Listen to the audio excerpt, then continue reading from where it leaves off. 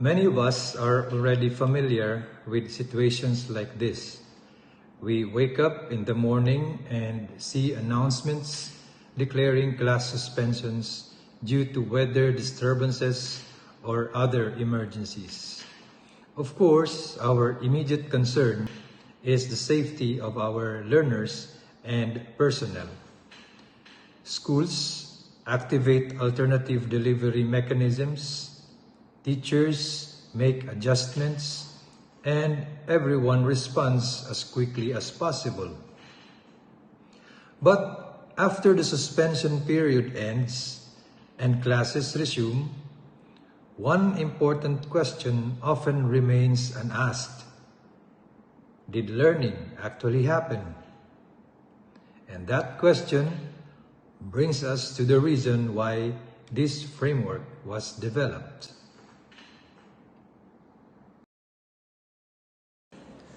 A good day to all our school heads and teachers. Today, I will walk you through the HOLD framework, or HOLD stands for Handling of Learning During Disruptions. This initiative was developed as a response to a growing reality experienced by our schools.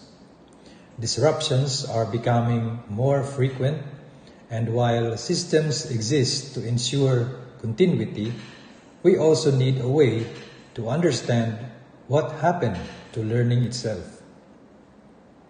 The goal of this session is not merely to introduce another framework. The goal is to clarify why HOLD exists, how it works, and what your role will be in its implementation. To understand HOLD, we need to begin with the challenge it intends to address.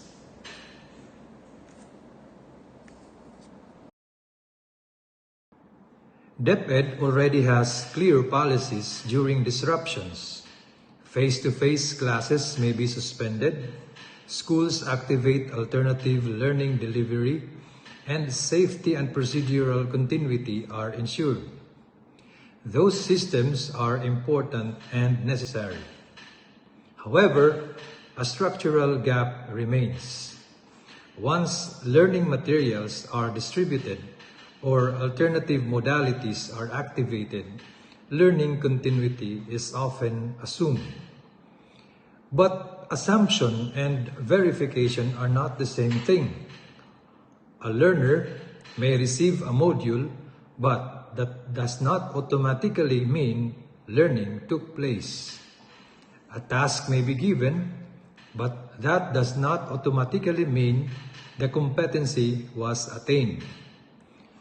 As a result, learning gaps can remain unseen and recovery efforts become reactive. So, what exactly is HOLD trying to answer?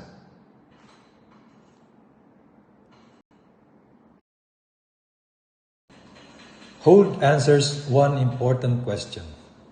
When classes are disrupted, did learning actually happen?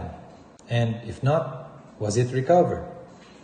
Notice that HOLD is not intended to become another compliance mechanism. It does not create new reports. It does not require new teacher artifacts. It does not introduce additional burdens. Instead, HOLD uses what teachers are already doing. Learner outputs, classroom evidence, and instructional records become the basis for understanding whether recovery is needed. So the focus is not to be punitive, or it's not about punishment. The focus is recovery. So if that is the purpose of HOLD, what does it actually enable?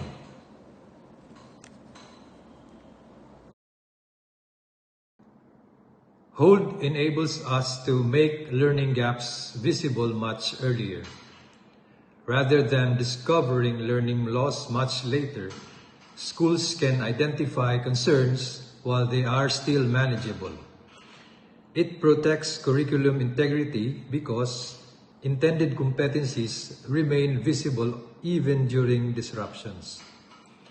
It supports evidence-based decision-making rather than relying only on assumptions.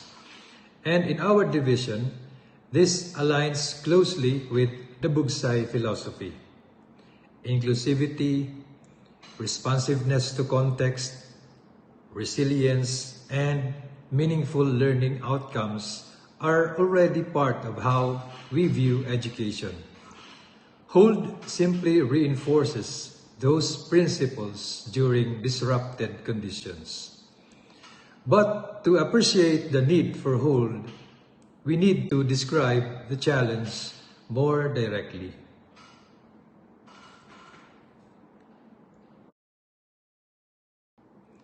The issue we are facing is not primarily an issue of commitment.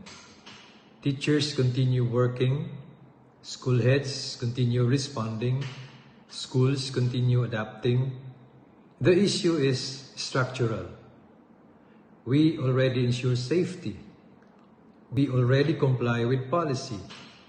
But we do not always have a mechanism to determine whether learning truly occurred. If learning gaps remain unnoticed over repeated disruptions, those gaps can accumulate over time.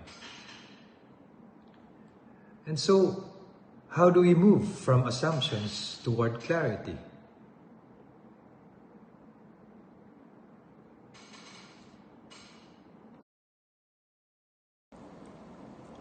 We already know that schools do many things correctly during disruptions. We ensure safety. We activate learning continuity measures.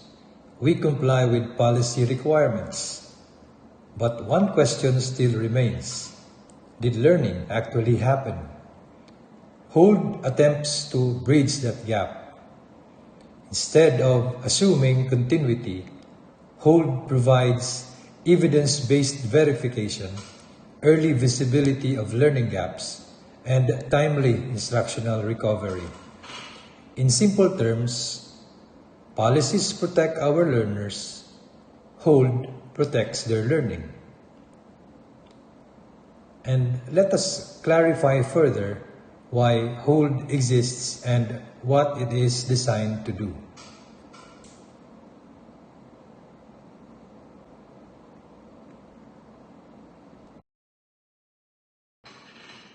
Hold exists because learning continuity is not only about continuing activities.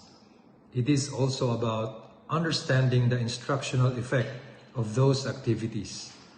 Hold verifies whether intended competencies were achieved and whether missed learning was recovered. At the same time, Hold does not replace existing policies. It does not replace learning modalities, and it does not override professional judgment. Its role is very specific: to help align policy intent with classroom reality.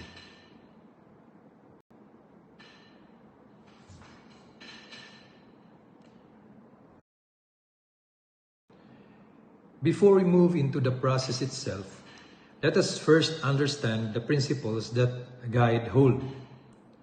The first principle is zero additional teacher artifacts.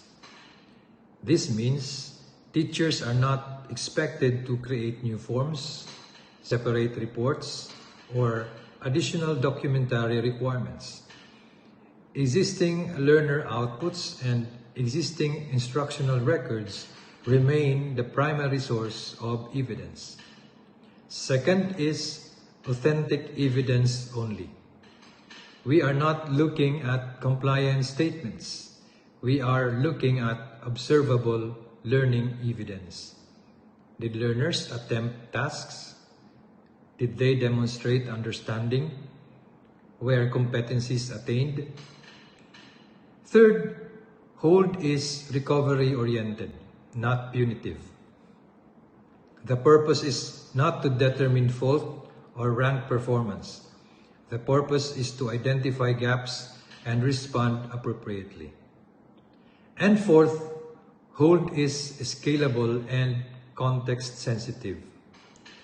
Schools operate under different realities.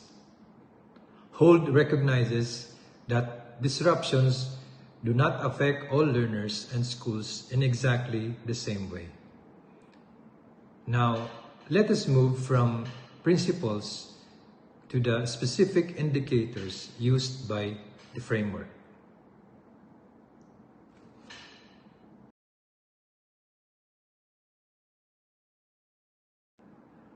Hold uses 4 evidence-based indicators.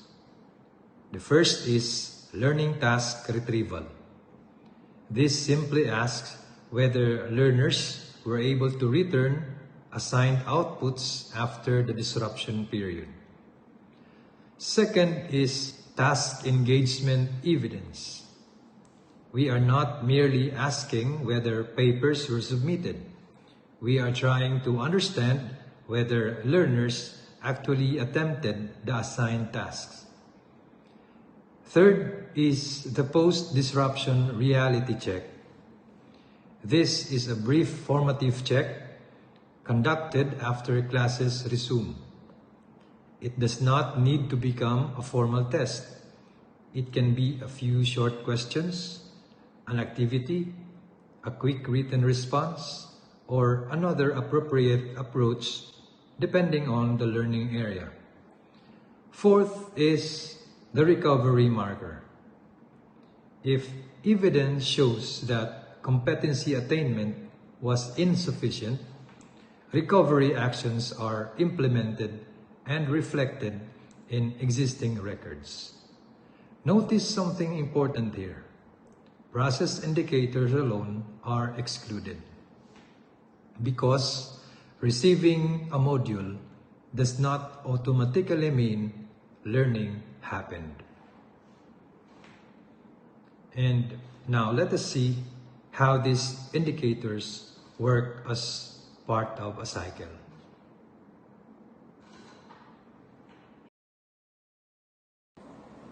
This slide presents the hold cycle. Instruction begins as normal. Then, a disruption occurs and class suspension is triggered according to policy. Alternative learning modalities are activated.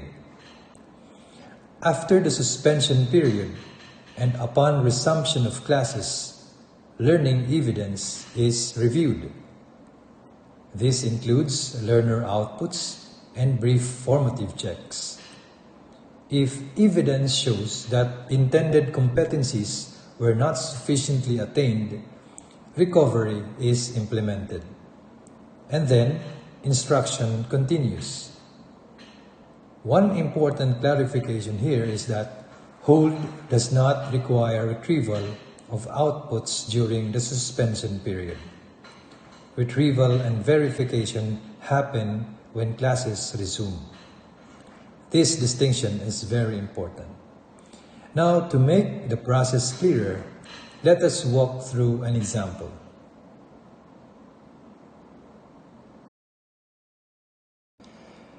Let us imagine a grade 4 science class. The intended competency is identifying changes in materials when heated or cooled. And then a weather disturbance occurs and face-to-face classes are suspended. The school activates modular distance learning and existing continuity plans. Learners receive modules, observation activities, guide questions, and instructions. At this point, the school has already complied with policy requirements. Everything appears complete. But one question still remains. Did the intended competency actually reach learners? Now, let us see what happened when classes resumed.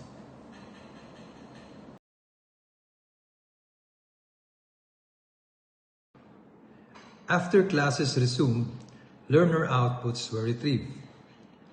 Out of 35 learners, 27 submitted outputs. At first glance, this may appear acceptable, but Hold asks us to go further. A short, formative check was conducted. The results showed that only 15 demonstrated correct understanding. This tells us something important. Learning happened to some extent, but competency attainment was not yet secured for most learners. So what happens next? Recovery actions are implemented.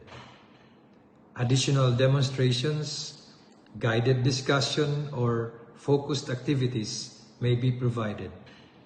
And importantly, teachers do not create additional reports. Recovery is simply reflected in existing instructional records. Now, let us look at what becomes visible at the system level.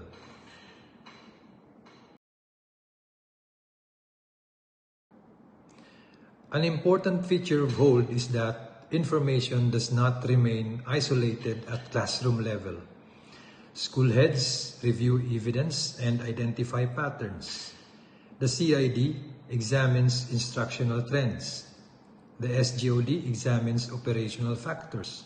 And division leadership receives a broader picture of what schools are experiencing. This allows support to become more targeted. Instead of waiting for problems to surface much later, schools and the division gain earlier visibility. So what exactly does this example show us?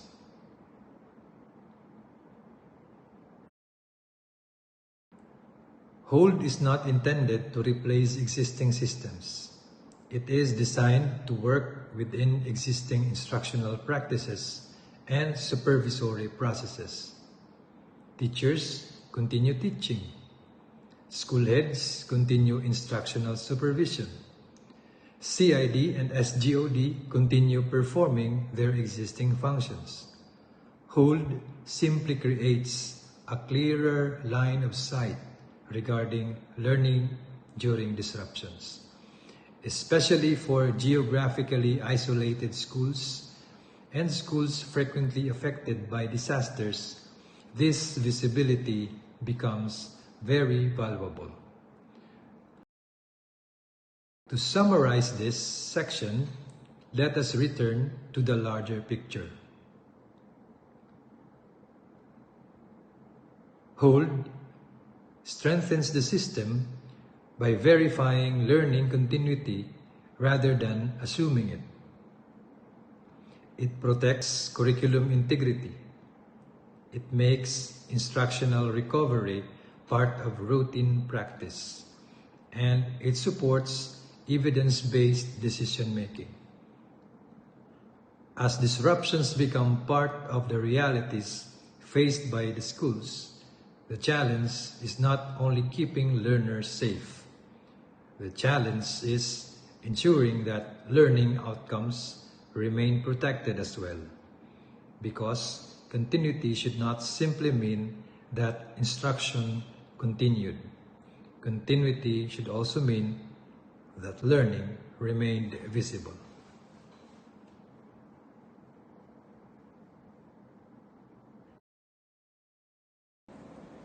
At this point, let us look at the tools that support implementation. A very important clarification before anything else. Hold tools are not intended to create additional work. They are intended to organize existing evidence so that schools and the division can see learning patterns more clearly. The first and most important tool is the Hold Snapshot tool. This serves as the primary source of information and is accomplished by the school head based on existing instructional evidence. Let us briefly look at what the Snapshot tool captures.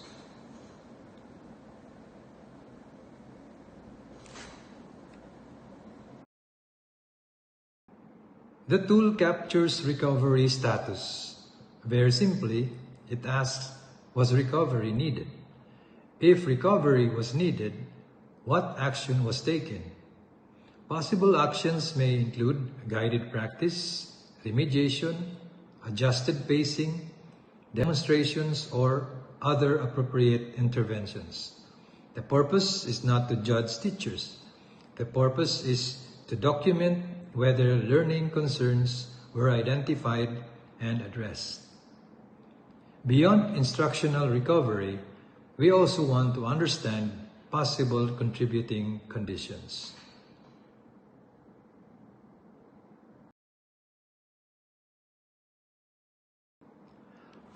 HOLD also uses diagnostic flags. This helps school heads understand possible conditions that may have influenced learning. For example, was there an access issue? Were there time constraints? Was there difficulty with the task design itself? These are not intended to assign blame. They simply help explain what schools and learners experienced during disruptions. Once school-level information becomes available, the next step is looking at patterns.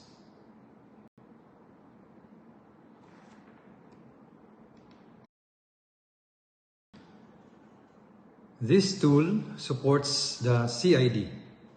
Instead of looking at one classroom only, it looks across multiple schools and classrooms to identify instructional patterns. For example, are similar competencies repeatedly showing weak attainment? Are certain learning areas becoming more vulnerable during disruptions?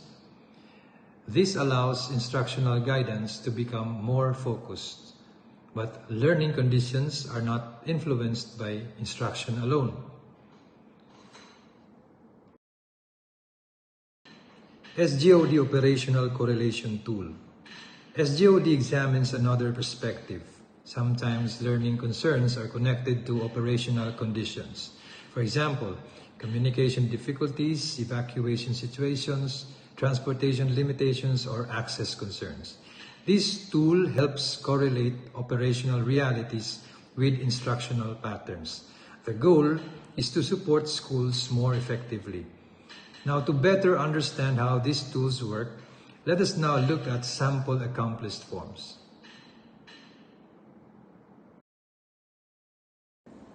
This example shows a completed hold snapshot tool. Notice that it captures basic information regarding the school, learning area, and disruption event. Again, the school head accomplishes this based on instructional evidence. Teachers are not expected to create separate submissions. Next, let us examine the evidence indicators.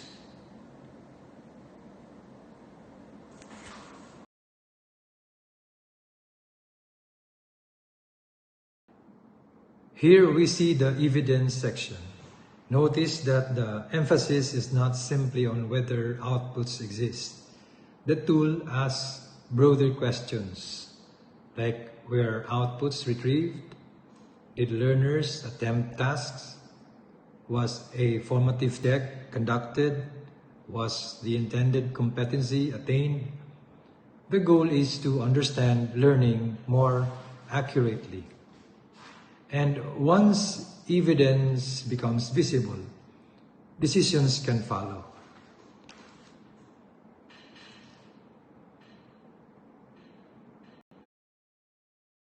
So here's a recovery status sample. In this example, evidence suggested that recovery was needed. As a result, guided practice and demonstrations were provided. The important point is this: recovery actions become instructional responses, not additional paperwork. Now, let us examine contextual conditions.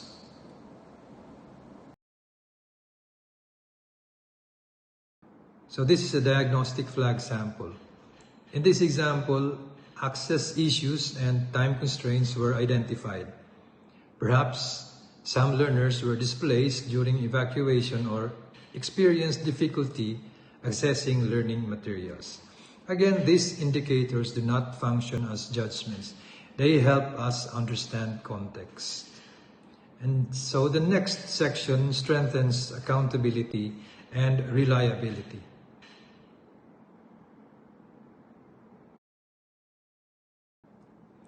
Certification portion simply confirms that the information was based on existing instructional evidence and did not require additional teacher submissions. This reinforces one important principle of the whole framework: no new teacher burden. From individual schools, information then moves into broader instructional analysis.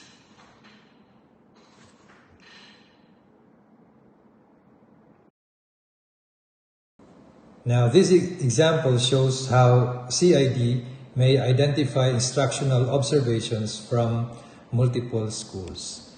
Rather than isolated concerns, broader patterns begin to appear. And once patterns become visible, support can become more targeted. Patterns become meaningful when analyzed carefully.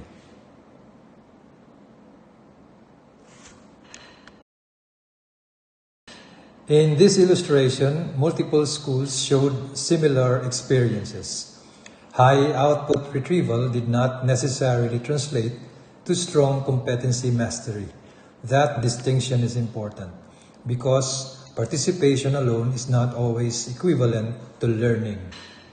And beyond instructional patterns, operational realities are also examined.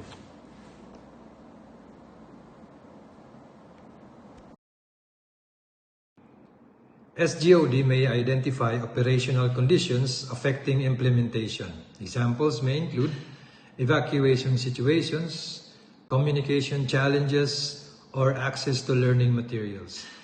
These observations help improve support mechanisms during future disruptions. And then once correlations emerge, proactive adjustments become possible.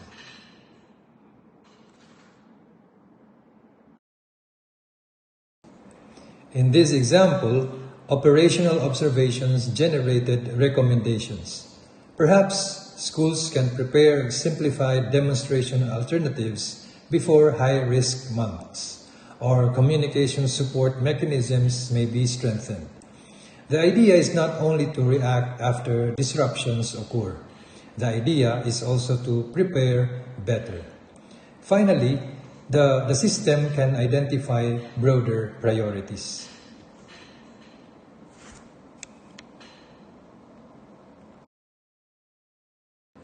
At the governance level, recurring indicators become visible.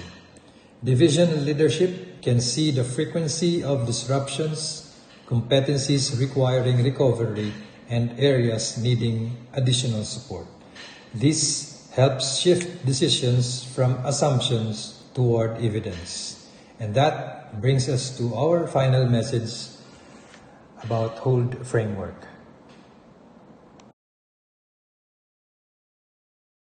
Before we end, I would like to emphasize one important point for our teachers.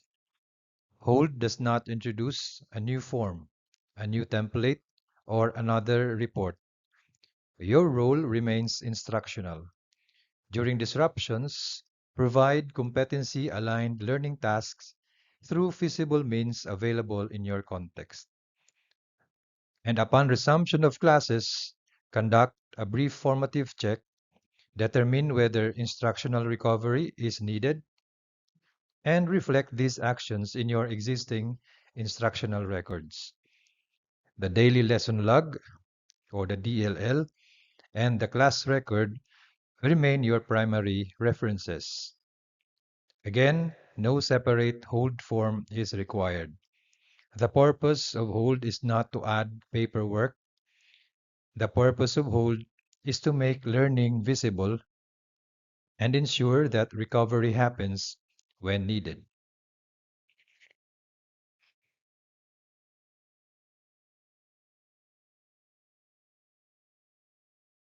Let us begin with the daily lesson log. One of the most common questions raised by teachers is where hold implementation should be documented. The answer is simple. Teachers continue using the existing daily lesson log.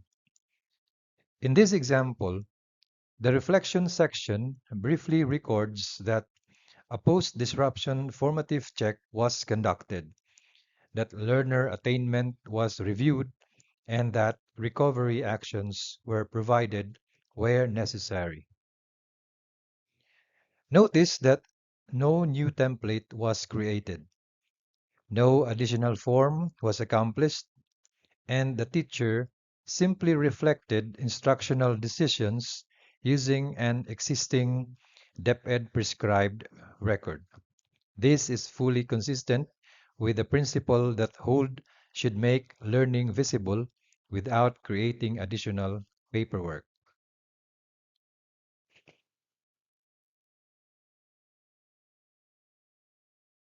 Now let us look at the class record or electronic class record. The formative check conducted after class assumption may be reflected through existing classroom assessment procedures. In this example, the results were used to determine whether instructional recovery was necessary. The important point is not the score itself.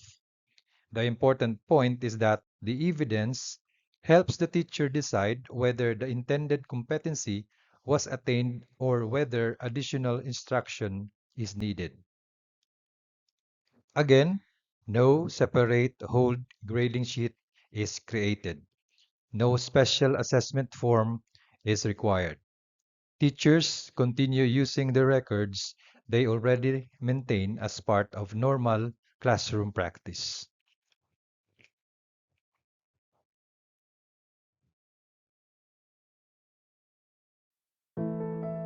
And finally, hold was developed from a simple realization. During disruptions, ensuring continuity of activities alone may not be enough. Learning itself must remain visible. Our intention is not to create additional reports. Our intention is not to add burden. Our intention is to make recovery timely, support schools more effectively, and protect learner outcomes. As we continue strengthening education in emergencies and learning continuity efforts, may we also continue asking not only whether instruction continued, but whether learning truly happened and whether it was recovered when needed. Thank you very much and Bugsay, Dinagat Islands.